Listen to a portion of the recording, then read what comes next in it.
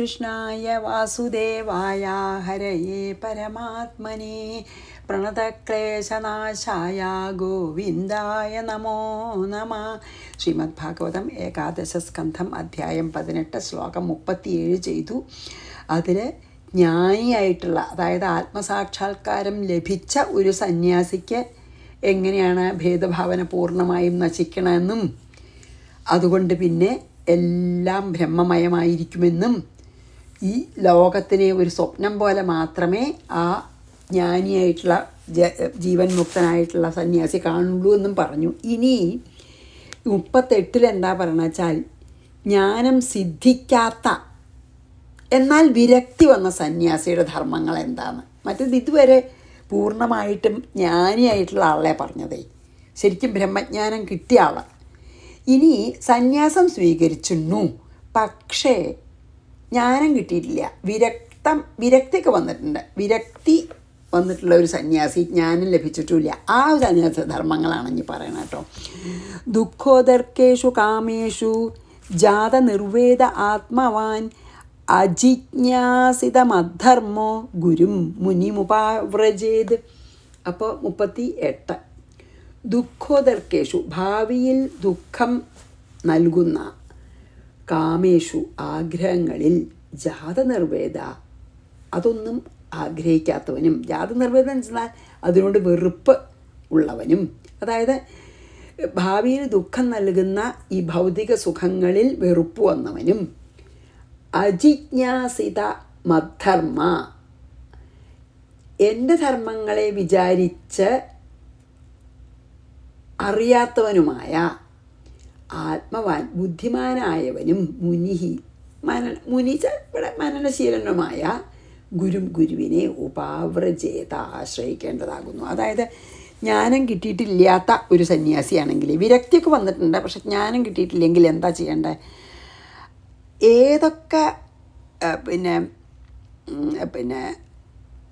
ഏതൊക്കെ ആഗ്രഹങ്ങളുടെ പിന്നാലെ പോയാലാണ് ദുഃഖം വരിക?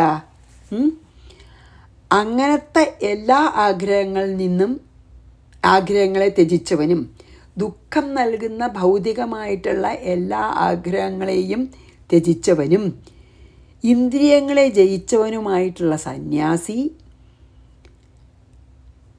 എന്നെ ആത്മജ്ഞാനത്തിന് വേണ്ടി മനസ്സിലാക്കാനായിട്ട്, ആത്മജ്ഞാനത്തിനെ പറ്റി വേണ്ടത്ര തത്വവിചാരം ചെയ്യാൻ അറിവില്ലാത്ത വിരക്തി വന്ന ഒരു മുനി അല്ലെങ്കിൽ സന്യാസാശ്രമത്തിലുള്ള ഒരു സാധകൻ ആ തത്വജ്ഞാനം ലഭിക്കാനായിട്ട് നിരന്തരം ഭഗവാനെ ധ്യാനിച്ചുകൊണ്ടിരിക്കുന്ന ജ്ഞാനിയായിട്ടുള്ളൊരു ഗുരുവിനെ ആശ്രയിക്കണം എന്നാണ് പറയുന്നത്. അതായത് ഭാവിയിൽ ദുഃഖം നൽകുന്ന ഒരു തരം ആഗ്രഹങ്ങളും ഇല്ലാത്തവനും, അല്ലെങ്കിൽ ആഗ്രഹങ്ങളെ ത്യജിച്ചവനും, ഭഗവാൻ പറയാണല്ലോ എൻ്റെ ധർമ്മങ്ങളെ ഓർത്ത് തത്വവിചാരം ചെയ്യാൻ അറിയാത്തവനാണെങ്കിൽ അങ്ങനത്തെ സന്യാസി, ബുദ്ധിമാനും ആവണം, എന്നാലേ പറ്റുള്ളൂ, ബുദ്ധിയുള്ള അങ്ങനത്തെ ഒരു സന്യാസാശ്രമത്തിൽ സാധകൻ നല്ലൊരു ഗുരുവിനെ ആശ്രയിക്കേണ്ടതാകുന്നു. ദുഃഖോദർക്കേഷു കാമേഷു ജാതനിർവേദ ആത്മവാഞ്ച. വിരക്തി വന്നു, നല്ലോണം ഒരു ആഗ്രഹങ്ങളും ഇല്ല, കണ്ടില്ലേ, പക്ഷെ ആ ജ്ഞാനം കിട്ടിയിട്ടില്ല. അതാണ്. അപ്പോൾ ഗുരുവിൻ്റെ അടുത്ത് പോയാൽ ജ്ഞാനം കിട്ടാൻ എളുപ്പമുണ്ടല്ലോ, ഗുരു ഗൈഡ് ചെയ്യുമല്ലോ. അജിജ്ഞാസിതമദ്ധർമ്മോ ഗുരും മുനിമുപാവ്രജേത്. 39 താവത് പരിചരേത് ഭക്തഃ ശ്രദ്ധാവാൻ അനസൂയക യാവത് ബ്രഹ്മ വിജാനീയാൻ മാമേവ ഗുരുമാധൃതഃ. 39 ഗുരുവിനെ മാം ഏവ, ഗുരുവിനെ ഈശ്വരനായി തന്നെ കണ്ട്, അനസൂയക അസൂയയില്ലാത്തവനായി, ശ്രദ്ധാവാൻ വളരെ ശ്രദ്ധയോടെ, ഭക്തിയോടെ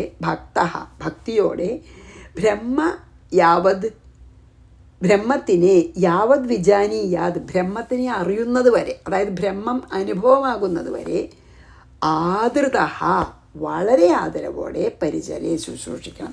ഇങ്ങനെ ഒരു ഗുരുവിനെ ആശ്രയിക്കണം എന്ന് പറഞ്ഞല്ലോ. അങ്ങനെ ഒരു ഗുരുവിനെ കിട്ടിക്കഴിഞ്ഞാൽ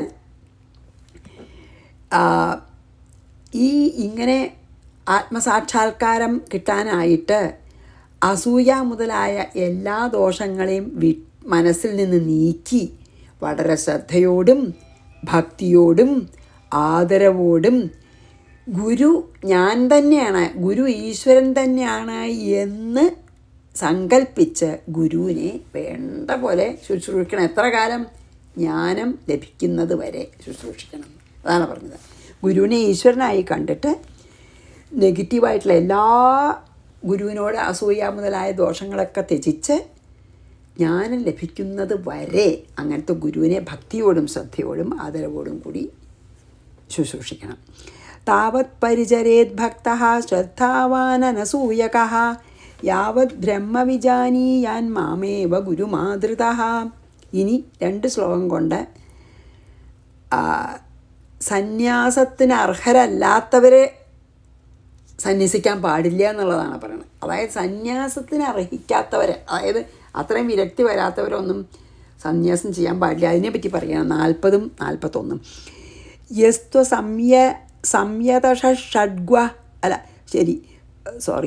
യസ്ത്വ സംയത ഷഡ്വർഗ പ്രചണ്ഡേന്ദ്രിയ സാരഥി ജ്ഞാനവൈരാഗ്യരഹിത സ്ത്രിദണ്ഡമുപജീവതി സുരാനാത്മാനമാത്മസ്ഥം നിഹ്നുതേ മാം ച ധർമ്മഃ അവിപക്വകഷായോസ്മാദ്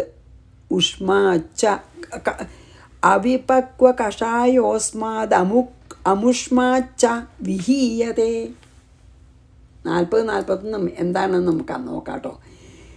അസംയത ഷഡ്വർഗ. എന്തൊക്കെയാണ് ഷഡ് വൈരികൾ?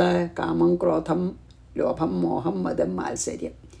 ഇങ്ങനത്തെ ഷഡ്വൈരികളെ ജയിക്കാത്തവനും, അസംയതാച്ച എന്താ അതൊന്നും അങ്ങനത്തെ മനസ്സിൻ്റെ ഷഡ്വൈരികളെ ജയിക്കാത്തവനും, പ്രചണ്ഡേന്ദ്രിയ സാരഥി, നല്ല ആഗ്രഹം, ഇന്ദ്രിയങ്ങൾ കൂടി ഭോഗങ്ങൾക്ക് ആശ്രയം ഇന്ദ്രിയങ്ങൾ കൂടി ഭോഗങ്ങൾ അനുഭവിക്കാൻ ഉള്ള ആശയോടുകൂടിയവനും, പ്രചണ്ഡേന്ദ്രിയ സാരഥി. അതായത് ഷഡ്വൈരികളെ ജയിക്കാത്തവനും ഇന്ദ്രിയങ്ങളെ ജയിക്കാത്തവനും ജ്ഞാനവൈരാഗ്യരഹിത, ജ്ഞാനവും വൈരാഗ്യവും ഒട്ടും വരാത്തവനും യാതൊരുത്തൻ ത്രിദണ്ഡം, സന്യാസത്തെ, ത്രിദണ്ഡി പറഞ്ഞ സന്യാസിയാന്ന് നമ്മളിതിനു മുമ്പ് പറഞ്ഞുല്ലോ, ഉപജീവതി ആശ്രയിക്കുന്നുവോ, ധർമ്മങ്ങളെ നശിപ്പിച്ച അവൻ. ഒരിക്കലും അങ്ങനെയുള്ള ആൾ സന്യാസം സ്വീകരിക്കാൻ പാടില്ല. അങ്ങനെ അയാൾ ധർമ്മങ്ങളെ നശിപ്പിച്ച അവൻ സുരാൻ, ദേവന്മാരെയും ആത്മാനം, തന്നെയും ആത്മസ്ഥം, തന്നിലിരിക്കുന്ന എന്നെയും, അവരുടെ ഉള്ളിൽ ഭഗവാനുണ്ടല്ലോ. അപ്പം ഇങ്ങനെ ചെയ്ത ആൾ, ശരിക്കും അർഹിക്കാത്ത ആൾ സന്യസിച്ചാൽ അവനോനെയും അവൻ്റെ ഉള്ളിലിരിക്കുന്ന എന്നെയും മാംച എന്നെയും നിഹ്നുതേ വഞ്ചിക്കണം ഫലമാണ്. ശരിക്ക് വൈരാഗ്യമൊന്നും വരാണ്ട് സന്യസിച്ചാലേ. കാരണം അപ്പോഴും ഈ ഷഡ്വൈരികളെ ജയിച്ചിട്ടില്ല, കാമക്രോധം ജാതി, പിന്നെ ഇന്ദ്രിയ ജയമില്ല, അങ്ങനത്തെ ഒരാളെ വൈരാഗ്യം വന്നിട്ടില്ല, ജ്ഞാനം ഇതിനുള്ള മോഹവും കുറവ്. അങ്ങനെയുള്ള ആരെ വെറുതെ വേഷം കെട്ടി സന്യസിച്ചാൽ അവനവനെ തന്നെയും ഭഗവാനെയും ഒക്കെ ചതിക്കുകയാണെന്ന്. അവിപക്വ കഷായ, ആശാപാശങ്ങളെ വിടാത്ത അവൻ അസ്മാത്, ഈ ലോകത്തിലും അമുഷ്മാത്, പരലോകത്തിലും ച വിഹീയതേ, ഭ്രഷ്ടനായിത്തീരുന്നു എന്ന് അത്ര പറയുന്നുണ്ട്. സന്യാസം സ്വീകരിക്കാൻ ശരിക്കും മനസ്സുകൊണ്ട് നല്ല വിരക്തി വേണം, അല്ലെങ്കിൽ പാപം തന്നെ ഉണ്ടതാണ്. നോക്കൂ, ഇന്ദ്രിയങ്ങളെ നിയന്ത്രിക്കാത്തവനും ഷഡ്വൈരികളെ അകറ്റാത്തവനും എല്ലാറ്റിനോടും ഭയങ്കര ആഗ്രഹമുള്ളവനും വൈരാഗ്യവും ജ്ഞാനവും ഒന്നും ഇല്ലാത്തവനുമായിട്ടുള്ള ഒരാൾ സന്യസിച്ചാൽ, സന്യാസന വേഷം കിട്ടിയാൽ, അവനോനെയും അവൻ്റെ ഉള്ളിലിരിക്കുന്ന എന്നെയും വഞ്ചിക്കുന്നതിന് ഫലമാണ്. കാരണം എന്നെയും എല്ലാ ദേവന്മാരൊക്കെ വഞ്ചിക്കുന്നതിന് ഫലമാണ്. അതിൻ്റെ ഫലമായിട്ട് ഈ അവിവേകിയായിട്ടുള്ള ഇയാൾ ആ സന്യാസാശ്രമത്തിലേക്ക് അർഹിക്കാതെ കടന്നു വന്നാൽ ഈ ലോകത്തിൽ മാത്രമല്ല പരലോകത്തിലും അവൻ ഭ്രഷ്ടനായിത്തീരുന്നു എന്ന് പറഞ്ഞു. യസ്ത്വ സംയത ഷഡ്വർഗ പ്രചണ്ഡേന്ദ്രിയ സാരഥി ജ്ഞാനവൈരാഗ്യരഹിത സ്ത്രിദണ്ഡമുപജീവതി സുരാനാത്മാനമാത്മസ്ഥം നിഹ്നതേ മാം ച ധർമ്മഃ അവിപക്വ കഷായോസ്മാത് അമുഷ്മാച്ച വിഹീയത. ഇഹത്തിലും പരത്തിലും ഗതിയില്ല എന്ന് തന്നെയാണ് ചുരുക്കത്തിൽ പറഞ്ഞാൽ. അങ്ങനെ അർഹിക്കാത്തവൻ സന്യസിച്ചാൽ. ഇനി 42. ഭിക്ഷോർധർമ്മ ശമോഹിംസ തപ ഈക്ഷ വനൗകസാം ഗൃഹിണോ ഭൂതരക്ഷേജ്യ ദ്വിജസ്യാചാര്യസേവനം. ഭിക്ഷോ സന്യാസിക്ക് ശമം മനസ്സിന് നിയന്ത്രണവും, അഹിംസ അഹിംസയും, വനൗകസ വാനപ്രസ്ഥന് തപസ്സും. അല്ലേ, സംശയമില്ല. 4 ആശ്രമങ്ങളുടെയും കാര്യം പറയുക. അതായത് സന്യാസിക്ക്, ഭിക്ഷു നമ്മുടെ സന്യാസിയാണ്. സന്യാസിക്ക് നല്ല മനസ്സ് അടങ്ങണം, മനോനിയന്ത്രണം വേണം, അഹിംസയും വേണം. പിന്നെയോ വാനപ്രസ്ഥത്തിന് വനൗകസ വാനപ്രസ്ഥത്തിൽ ഇരിക്കുന്ന ആൾക്കോ തപസ്സും ഈക്ഷ ആത്മവിചാരവും തത്വജ്ഞാന വിചാരവും ചെയ്യണം. ആര്? ഈ എന്താ പറയുക, വാനപ്രസ്ഥത്തിലിരിക്കുന്ന ആൾ തപസ് ചെയ്യണം, തത്വവിചാരം ചെയ്യണം. ഗൃഹസ്ഥന് ഭൂതരക്ഷേഭ്യ പ്രാണികളെ രക്ഷിക്കണം, യാഗം ചെയ്യണം. ദ്വിജസ്യ ബ്രഹ്മചാരിക്ക് ആചാര്യസേവനം, അതായത് ഗുരുവിനെ സേവിക്കണം. ഇതാണ് ധർമ്മം എന്ന് പറയുകയാണ്. 4 ആശ്രമങ്ങളുടെയും ധർമ്മം ഒരിറ്റ ശ്ലോകത്തിൽ പറഞ്ഞെടുക്കുക. എന്താണ്? ശമവും അഹിംസയാണ് സന്യാസിയുടെ ധർമ്മം. തപസ്സും തത്വവിചാരവും വാനപ്രസ്ഥൻ്റെ. പിന്നെയോ പ്രാണികളെയൊക്കെ രക്ഷിക്കുക, യജ്ഞം ചെയ്യുക, അതാണ് ഗൃഹസ്ഥൻ്റെ, അതായത് പഞ്ചയജ്ഞങ്ങളൊക്കെ. പിന്നെയോ ആചാര്യനെ വേണ്ട പോലെ ശുശ്രൂഷിക്കണമാണ് ബ്രഹ്മചാരിയുടെ. ഇപ്പം 3 കഴിഞ്ഞു. 4 ആശ്രമങ്ങളുടെയും ധർമ്മം പറഞ്ഞു. ഭിക്ഷോർധർമ്മ ശമോഹിംസ തപ ഈക്ഷ വനൗകസാം ഗൃഹിണോ ഭൂത രക്ഷേജ്യ ദ്വിജസ്യാചാര്യസേവനം. മറ്റ് ചില ആശ്രമധർമ്മങ്ങളെ പറയുകയാണത്. അതായത് വേറെ ഗൃഹസ്ഥന് വേണ്ടത് എന്താണെന്നൊക്കെ പറയുകയാണ് ഇനി അടുത്തതിൽ 43 കേട്ടോ.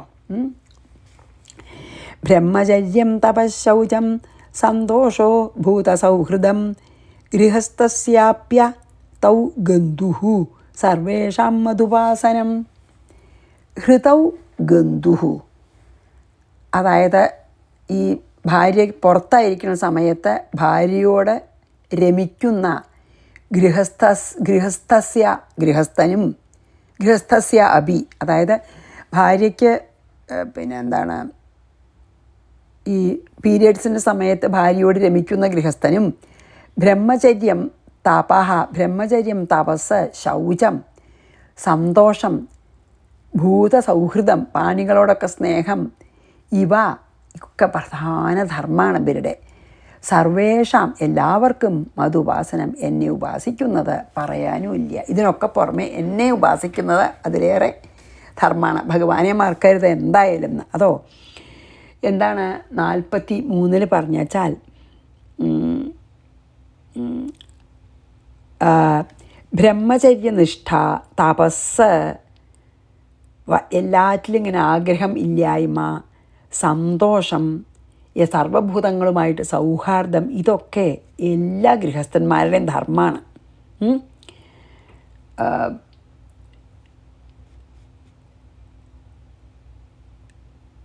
അതെ, അതല്ലേ ഇപ്പം ഞാൻ ചെയ്തത്. അതെ അതെ, ബ്രഹ്മചര്യം അത് തന്നെയാണ്.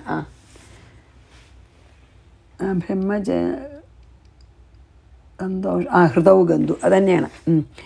അപ്പോൾ പിന്നെന്താണ് ബ്രഹ്മചര്യം വെച്ചാൽ ബാക്കിയുള്ള ഒന്നാമത് സ്ത്രീകൾക്ക് പീരിയഡ്സിൻ്റെ സമയത്ത് പിന്നെ ബാക്കിയുള്ള സ്ത്രീകളൊന്നും പ്രാപിക്കാൻ പാടില്ല. അതുകൊണ്ടേ ബ്രഹ്മചര്യനിഷ്ഠ, ഒരേ ഏക പത്നിവ്രതമൊക്കെ അനുഷ്ഠിക്കണം. തപസ്, വല്ലാത്ത ആഗ്രഹങ്ങൾ ഇല്ലാണ്ടിരിക്കുക, സന്തോഷം, സർവഭൂതങ്ങളോടും സൗഹാർദ്ദം, ഇതൊക്കെ ഒരു ഗൃഹസ്ഥന ധർമ്മമാണ്. പിന്നെ ഋതുകാലത്ത് മാത്രം ഭാര്യയുടെ അടുത്ത് രമിക്കുന്ന ഗൃഹസ്ഥനും അങ്ങനെയല്ല കേട്ടോ ഇതിൽ പറയണത്. അങ്ങനെയാണ്, ഋതുകാലത്ത് മാത്രം ഭാര്യയുടെ അടുത്ത് പോകാൻ പാടുള്ളൂ. അങ്ങനത്തെ ഗൃഹസ്ഥന് ബ്രഹ്മചര്യ ഭംഗമില്ല എന്നാണ് പറയുന്നത് കേട്ടോ. അതാണ് ഹൃദൗ ഗന്ധുഹു, അങ്ങനെ ഗന്ധു എന്നാണ്, പോവാം എന്നാണ്. അതായത് പീരിയഡ്സ് എന്നാവില്ല, ആഫ്റ്റർ പീരിയഡ്സ് ആവും എന്തായാലും. ആ എന്താ വെച്ചാൽ അത് പിന്നെ എന്താണ്, ആ സമയത്ത് മാത്രമേ ഇപ്പോൾ സന്താനത്തിൻ്റെ സന്തതി കിട്ടാൻ വേണ്ടി മാത്രമേ രമിക്കാൻ പാടുള്ളൂ എന്നൊക്കെയാണ് എന്നാൽ പിന്നെ ബ്രഹ്മചര്യത്തിന് തെറ്റില്ല എന്നാണ് കേട്ടോ. എന്തായാലും പിന്നെ എന്താണ്, അതാത് സമയത്ത് മാത്രമേ ഭാര്യയായിട്ട് രമിക്കാൻ പാടുള്ളൂ. പിന്നെ തപസ്സും മോഹങ്ങളൊക്കെ അകറ്റലും പിന്നെ സന്തോഷവും സർവഭൂത സൗഹാർദ്ദമൊക്കെ വേണമെന്ന് പറയുകയാണ് കേട്ടോ. അതിനൊക്കെ പുറമെ എപ്പോഴും ഈശ്വരോപാസനയ്ക്കൊരു കുറവും വരുത്തരുതെന്ന്. അതായത് ഇതൊന്നും ഭഗവാനെ ഈശ്വരനെ മറന്ന് ഒരിക്കലും ഒരു ഗൃഹസ്ഥൻ ഇരിക്കാൻ പാടില്ല. എപ്പോഴും ഈശ്വരസ്മരണ ഉണ്ടാവണം. അതിന് പുറമെ, ഈ പറഞ്ഞതിന് പുറമെ ബ്രഹ്മചര്യം തപശൗചം സന്തോഷോ ഭൂതസൗഹൃദം ഗൃഹസ്ഥസ്യാപ്യതൗ ഗന്ധു സർവേഷാം മധുപാസനം. ഇപ്പം ഇങ്ങനെയാണ് കേട്ടോ ഇതിൽ പറയുന്നത്. അതായത് ഋതുകാലത്തിൽ സ്വന്തം ഭാര്യയോട് രമിക്കുന്ന ഗൃഹസ്ഥനും അത് ബ്രഹ്മചര്യത്തിന് തടസ്ഥല്ല എന്നാണ്. ആ പ്രത്യേക ഒരു പിന്നെ പീരീഡിൽ ഭാര്യയുടെ കൂടെ രമിക്കുന്നത് ബ്രഹ്മചര്യത്തിന് തടസ്ഥമല്ല. കാരണം അത് സന്തതി ഉണ്ടാവാനാണ്, അല്ലാതെ പാടില്ല. അങ്ങനെയാണ് ഇതിൽ പറയണം കേട്ടോ. ഓക്കെ, ഇനി 44. ഇതിമാം യ സ്വധർമ്മേണ ഭജൻ അനന്യഭാക് സർവഭൂതേഷു മദ്ഭാവോ മദ്ഭക്തിം വിന്ദതേ ചിരാത്. അപ്പോൾ അനന്യഭാക്, അന്യദേവതകളെ ഒന്നും ഓരോ ആഗ്രഹം ലഭിക്കാനായിട്ട് അന്യദേവന്മാരെ സേവിക്കാതെ ഇതി മുൻപറഞ്ഞ യഹ നിത്യം, അതെപ്പോഴും സ്വധർമ്മേണ തൻ്റെ ധർമ്മത്താൽ മാം ഭജേത് എന്നെ തന്നെ ഭജിക്കുന്നുവോ സർവഭൂതേഷു മദ്ഭാവ സകല പ്രാണികളിലും എന്നെ കണ്ട് മദ്ഭക്തി എന്നോട് ദൃഢമായ ഭക്തിയെ വിന്ദത്തെ പ്രാപിക്കുന്നു.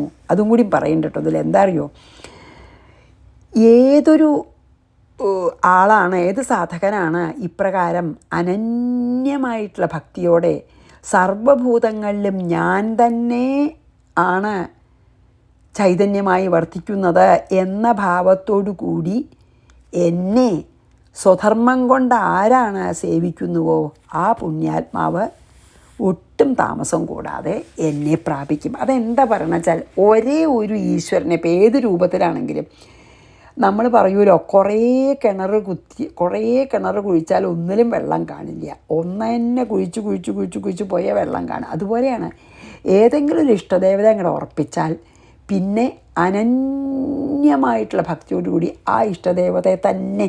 അപ്പോൾ ഭഗവാൻ, ഇപ്പോൾ ഇവിടെ പറയണത് ഭഗവാനാണല്ലോ, ആ എല്ലാവരുടെയും ദേവദേവനാണല്ലോ.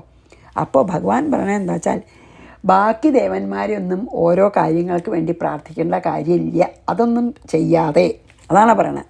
അനന്യചിത്തത്തോടു കൂടി ഏതൊരു സാധകനാണ് ഈ പറഞ്ഞ പോലെ അനന്യമായ ഭക്തിയോടുകൂടി സർവഭൂതങ്ങളിലും എന്നെ കണ്ടുകൊണ്ട് സർവഭൂതങ്ങളിലും എൻ്റെ ചൈതന്യം പ്രകാശിക്കുന്നതായി ഭാവിച്ചുകൊണ്ട് അല്ലെങ്കിൽ സങ്കല്പിച്ചുകൊണ്ട് എന്നെ സ്വധർമ്മം കൊണ്ട് ഏതൊരു സാധകനാണ് സേവിക്കണ ആ പുണ്യാത്മാവിന് ഒരു താമസവും കൂടാതെ എന്നെ പ്രാപിക്കാൻ സാധിക്കും. അത് വളരെ പ്രധാനമാണല്ലോ, അനന്യചിത്തമായിട്ട്.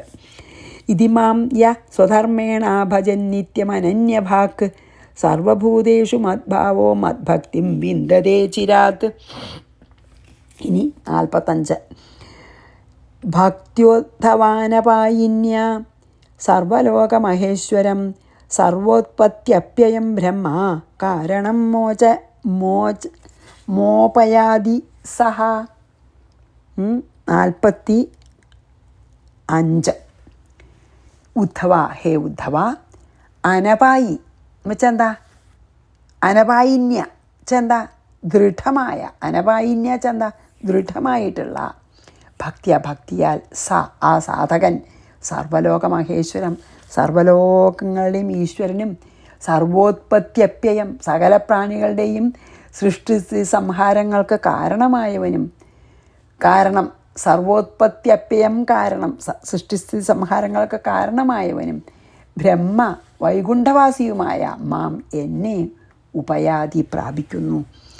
എന്താ പറഞ്ഞ വെച്ചാൽ, ഹേ ഉദ്ധവ, ഇങ്ങനെ മുമ്പ് പറഞ്ഞില്ലേ അനന്യഭക്തിയോടുകൂടി എന്നെ ഭജിക്കണത്, എല്ലാറ്റിലും എന്നെ കണ്ടിട്ട്, അങ്ങനത്തെ ഉദ്ധവ, അങ്ങനത്തെ ഭക്തൻ ആ അനന്യഭക്തി കൊണ്ട് അല്ലെങ്കിൽ ഏകാന്ത ഭക്തി കൊണ്ട് ഈ ലോകത്തിൻ്റെ പ്രപഞ്ചത്തിന് മുഴുവൻ സൃഷ്ടിസ്ഥിതി സംഹാര കാരണമായവനും സർവ്വലോകങ്ങളുടെയും ദേവനും സർവേശ്വരനും പരമകാരണസ്വരൂപനുമായ എന്നെ തന്നെ പ്രാപിക്കുന്നു. അതായത് വൈകുണ്ഠത്തിൽ തന്നെ അവരെത്തുന്നു പറയാണ്. ബ്രഹ്മ മാം വൈകുണ്ഠവാസിയുമായ എന്നെ തന്നെ ആരാണ് ഇങ്ങനെ അനന്യഭക്തിയോടുകൂടി എന്നെ ഭജിക്കണ സർവ്വലോകങ്ങൾക്കും ഈശ്വരനും പിന്നെയോ സകല പ്രാണികളുടെ സൃഷ്ടി സംഹാരങ്ങൾക്ക് കാരണവുമായ പരമകാരണവുമായ എന്നെ തന്നെ അവൻ പ്രാപിക്കുന്നു. ഭക്ത്യോദ്ധവാനപായിന്യ സർവലോകമഹേശ്വരം സർവോത്പത്യപ്യയം ബ്രഹ്മ കാരണം മോപയാതി സഹ. ഇതി 46 ഇതി സ്വധർമ്മ നിർണിക്ത സത്വോ നിർജ്ഞാതമദ്ഗതി ജ്ഞാനവിജ്ഞാന സമ്പന്നോ നചിരാത് സമുപൈതി മാം. ഇത് ഇപ്രകാരം സ്വധർമ്മ നിർണിക്ത സത്വ സ്വന്തം ധർമ്മത്താൽ വളരെ ശുദ്ധമായ മനസ്സോടു കൂടിയവനും നിർജ്ഞാതമദ്ഗതി നല്ല പോലെ എൻ്റെ മഹത്വത്തിനെ നല്ല പോലെ അറിഞ്ഞവനും ജ്ഞാനവിജ്ഞാന സമ്പന്ന, അതായത് ജ്ഞാനമുണ്ട്, അത് ജ്ഞാനം വെച്ചാൽ അറിവ്, വിജ്ഞാനം എന്താ ആ അറിവിനെ അനുഭവമാവുക. അപ്പം ജ്ഞാനവും വിജ്ഞാനവും കൊണ്ടും സമ്പന്നനായ ആ ഒരു സാധകൻ ചിരാത് ഒട്ടും താമസമില്ലാതെ മാം സമുപൈതി എന്നെ പ്രാപിക്കുന്നു. അതാണ് ഇതിനെ പറഞ്ഞത്. എന്താ വെച്ചാൽ ഇങ്ങനെ ഞാൻ പിന്നെന്താണ് പറഞ്ഞ പോലെ ഇപ്രകാരം സ്വധർമ്മം അനുഷ്ഠിച്ചിട്ട് മനസ്സ് ശുദ്ധമായിട്ട് എൻ്റെ മഹത്വം വേണ്ട പോലെ അറിഞ്ഞ് ജ്ഞാനവും വിജ്ഞാനത്തോടും കൂടിയതാണ്. അതായത്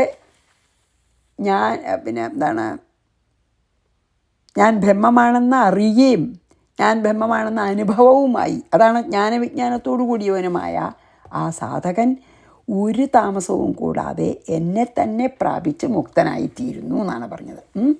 ഇപ്രകാരം ഇതാണ് ഇപ്പം മുമ്പ് ഇതൊക്കെ പറഞ്ഞില്ലേ. ഇപ്രകാരം അനന്യചിത്തനായി ഭക്തിയോടെ സ്വധർമാനുഷ്ഠാനം കൊണ്ട് അന്ധക്കരണം ശുദ്ധമായിട്ട് എൻ്റെ മഹിമയെ നല്ലവണ്ണം അറിഞ്ഞവനായിട്ട് ജ്ഞാനവിജ്ഞാനയുക്തനായിട്ട് ഏതൊരു പുണ്യാത്മാവ് എന്നെ ഭജിക്കുന്നുവോ അവൻ ഒട്ടും താമസമില്ലാതെ എന്നെ പ്രാപിക്കുന്നു. ഈ 2 ശ്ലോകം കൂടി ഉണ്ട്, അതും കൂടി ചെയ്തേണ്ട.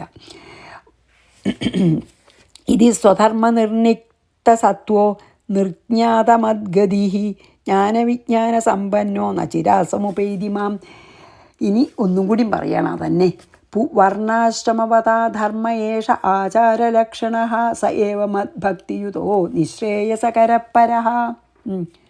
47 വർണ്ണാശ്രമവതാം വർണ്ണാശ്രമികൾക്ക് ആചാരം അല്ലെങ്കിൽ അനുഷ്ഠാനം ലക്ഷണമായി ധർമ്മം ഏഷ മുമ്പ് പറഞ്ഞത് തന്നെ സ ഏവ ആ ധർമ്മം തന്നെ മദ്ഭക്തിയുത എൻ്റെ ഭക്തി സഹിതമായി ധർമ്മം അതാത് വർണ്ണങ്ങളിലെ ആശ്രമങ്ങളെ ധർമ്മം അനുഷ്ഠിക്കുക. പക്ഷേ എങ്ങനെ? എന്നിൽ ഭക്തിയോടുകൂടി മൽഭക്തിയുത എന്നിൽ ഭക്തിയോടു കൂടിയിട്ട് ധർമ്മം അനുഷ്ഠിക്കണം. പരഹ വളരെ ശ്രേഷ്ഠമായ നിശ്രേയസകര മോക്ഷത്തിനെ നൽകുന്നു. എന്താണ് പറഞ്ഞ വെച്ചാൽ ഈ ഇപ്പം മുമ്പ് പറഞ്ഞ വർണ്ണാശ്രമികളുടെ ഈ ധർമ്മം എന്നിൽ അർപ്പിക്കപ്പെട്ട ഭക്തിയോടും കൂടി ധർമ്മം അനുഷ്ഠിക്കുമ്പോൾ അത് എന്താവുന്നു?